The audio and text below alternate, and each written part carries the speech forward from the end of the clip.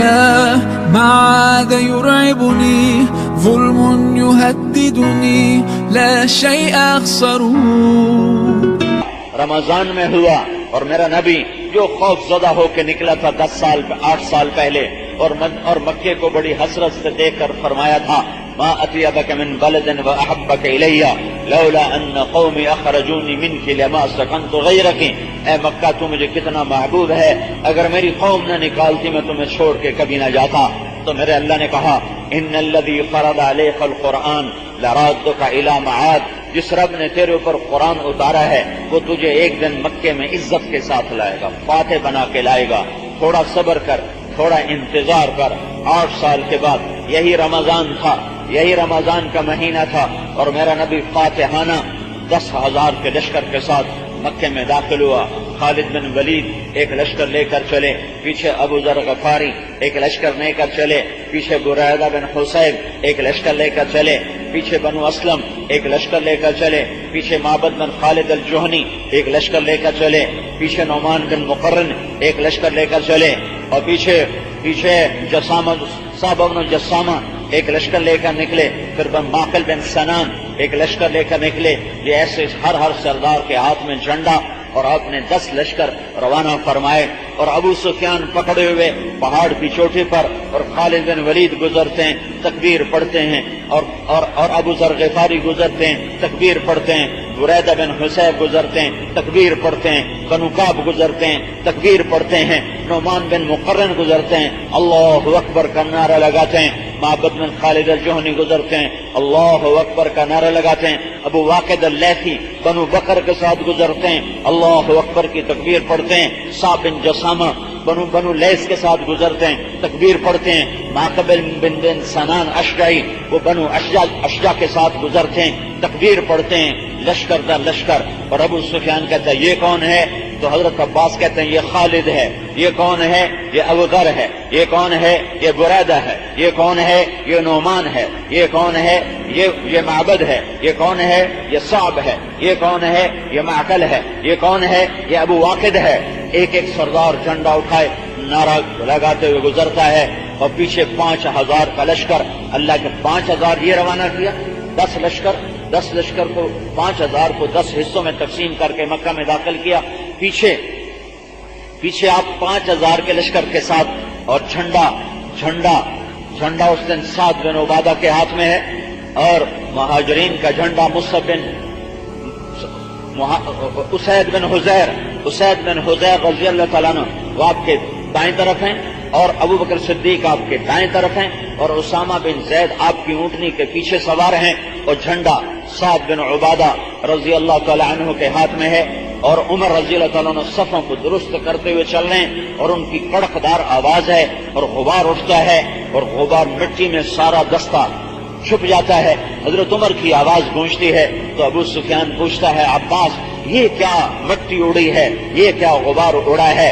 تو ابو عباس فرماتے ہیں ھذا رسول اللہ فی کتیبۃ الانصار والمہاجرین. یہ اللہ کا رسول ہے انصار و مہاجرین کے جانثاروں کے ساتھ اور شمع رسالت کے پروانوں کے ساتھ. تو ابو سفیان کہتا ہے یہ آواز کس کی ہے؟ یہ آواز کس کی ہے؟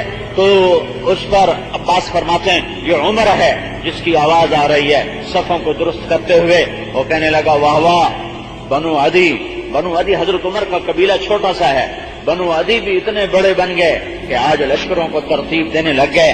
پھر اللہ کے رسول کی سواری گزری، سعد بن عبادہ گزرے، جھنڈا ہاتھ میں، زور سے تکبیر پڑی کالیوم یوم الملحمہ الیوم تستحل الحرمہ. ابو سفیان آج کا دن خون بہانے کا دن ہے، آج حرم کی حرمت اٹھا لی جائے گی.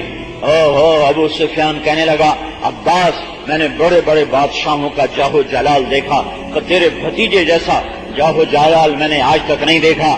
تو عباس کہنے لگے ابو سفیان تیری عقل میں کب آئے گا؟ یہ بادشاہی نہیں، یہ جاہو جلال نہیں، یہ نبوت ہے اور شان نبوت ہے. یہ نبوت ہے اور شان نبوت ہے، یہ بادشاہی نہیں ہے، یہ بادشاہی نہیں ہے. تو اللہ کے رسول گزرے تو آپ کے دائیں طرف ابو بکر تھے، بائیں طرف اسید بن حذیر تھے، اونٹنی پر اسامہ تھے، اور آپ کی ٹھوڑی مبارک اونٹنی کے پالان کے ساتھ ایسے لگی ہوئی تھی، سر جھکا ہوا، اور آپ لا الہ الا اللہ وحدہ نصر عبدہ انجز وعدہ وہزم الاحزاب وحدہ. یہ آپ کلمات دہراتے جا رہے تھے. لا الہ الا اللہ. آج اللہ کی توحید سامنے آ گئی.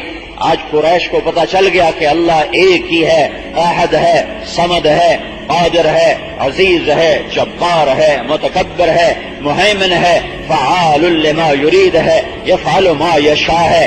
آج اللہ کی طاقت سامنے آ گئی کہ ان کے الہ ٹوٹ گئے، ان کے آسرے چھوٹ گئے، اور اللہ کا آسرا باقی اور اللہ کی طاقت باقی. لا الہ الا اللہ وحدہ. ایک اللہ ہے، اللہ کے سوا کچھ نہیں. یہی کلمے کا سبق ہے کہ دل میں اللہ کو اتارو. آج اس نے اپنے بندے کی مدد فرمائی.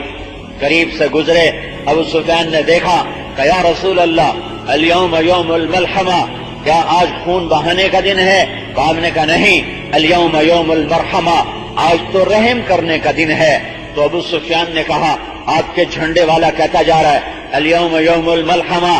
تو ابو بکر کہنے لگے یا رسول اللہ، ساتھ گرم طبیعت کے ہیں، ہمیں ڈر ہے کہیں تلوار چلانے میں تیزی نہ فرمائیں. آپ ان سے جھنڈا واپس لینے، جھنڈا کسی اور کو دیں. تو قربان جاؤں اپنے نبی کی فراست پر. آپ نے سوچا جس کو بھی دوں گا سعد کا دل خراب ہوگا، تو آپ نے سعد کے بیٹے کو بلایا، قیس بن سعد بن عبادہ. فرمایا جاؤ اپنے باپ سے کہو جھنڈا تیرے حوالے کر دے.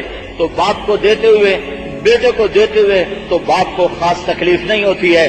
تو قیس آئے کہ ابا اللہ کے نبی فرما رہے ہیں کہ جھنڈا مجھے دے دیا جائے. تو چونکہ یہ جھنڈا کوئی دنیاوی منصب نہیں تھا، یہ نبوت کی طرف سے ملا ہوا اعزاز تھا، تو باپ بھی بخیل بن گئے، کہنے گے نہیں دوں گا، جاؤ پہلے کوئی نشانی لے کر آؤ کہ واقعی تمہیں اللہ کے نبی نے بھیجا ہے. تو وہ پیچھے لوٹے کہ یا رسول اللہ میرے ابا نشانی مانگ رہے ہیں. تو آپ نے ایسے پگڑی اتاری اور پگڑی اتار کے ان کو پکڑائی کہ جا میری پگڑی دیکھا، کہا کہ یہ پگڑی نشانی ہے کہ مجھے اللہ کے رسول نے بھیجا ہے. انہوں نے پگڑی دونوں ہاتھوں میں لی اور آ کر اپنے ابا کو پیش کی. انہوں نے پگڑی کو دیکھا، سر جھکایا اور جھنڈا اپنے بیٹے کے حوالے کیا. انہوں نے پگڑی کو واپس اللہ کے نبی تک پہنچایا. آج وہ دن ہے کہ اللہ تعالیٰ اپنے نبی کی صداقت کو، عزت کو، شان کو ظاہر